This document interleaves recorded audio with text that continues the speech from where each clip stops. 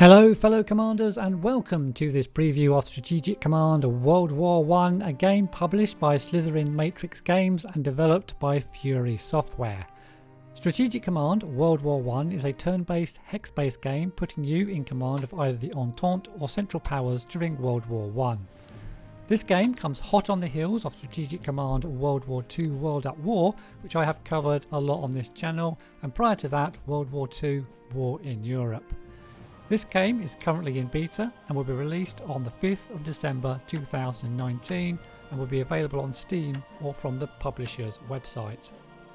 The game centres on the conflict in Europe but also expands to the Middle East and North Africa and incorporates the USA later in the game and even some input from the Japanese in the Pacific, making this a true World War I Grand Strategy title. This, above everything else, is a game of attrition, and to win you will need to decrease your enemy's national morale to 0 in most cases, or with Russia to such an extent as to trigger the revolution, resulting in Russia's exit from the war. Each country will have a starting amount of national morale points. Decreasing the national morale can be done in a number of ways, including damaging and destroying enemy units, taking national morale objectives, and in the case of Germany, blockades. To facilitate this decrease in national morale being the aim of the game, trench warfare plays a big part, as you might expect from a World War I game. Trenches and trench warfare can be greatly upgraded via research as the game evolves and solid front lines become more apparent as the game progresses.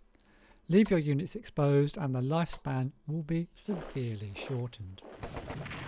As you might expect, France, Italy, Russia, Serbia and the UK will be facing off against Germany, Austria-Hungary and the Ottoman Empire. However, there will also be two alternative scenarios at release, including one where Italy comes down on the side of the Central Powers, which should put a different spin on things. As with previous iterations of the game, you can play as all of the countries on one side or set some countries to be controlled by the AI. Multiplayer is available using the tried and tested play-by-email system for those who are wanting a little bit of more of a challenge. Events will pop up frequently during the scenarios, as they did in the previous game, where you will have to make some extremely important decisions which will have consequences as the game progresses. Research is a big part of the game, probably more so than in the previous game, with most countries starting with large amounts of basic infantry, some rudimentary artillery pieces and a minimalist air force and quite strong navies. Research will allow you to upgrade your units and other aspects of the game, allowing you to upgrade and hopefully get some tanks in the late game. Diplomacy also plays its part, and trying to get minor nations such as Norway, Sweden, Portugal, Bulgaria, Greece, Romania and others to side with you and not your opponent can be crucial to the progress of the game. Military power points are the currency of the game and are obtained from your cities, ports, industry, etc. and via convoy routes.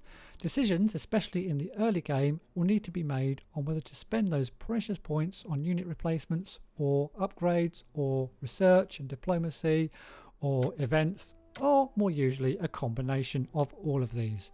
You will never and not have enough for everything, and you will have to decide on your strategy and then spend your points to help achieve your objectives. I will be doing a playthrough of this game using the pre-release press version of the game, so be sure to subscribe to see how well or badly I do. Thank you for watching, and I'll see you in the next one.